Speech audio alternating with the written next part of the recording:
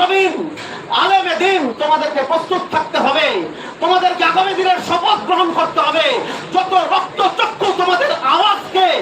দমিয়ে দেওয়ার চেষ্টা করবে, তোমাদের কণ্ঠকে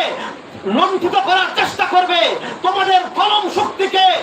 বুঝিয়ে দেওয়ার চেষ্টা করবে, তোমাদের কলমকে থামিয়ে দেওয়ার চেষ্টা করবে, তোমাদের প্রতিভাকে শেষ করে দেওয়ার চেষ্টা করবে, তোমরা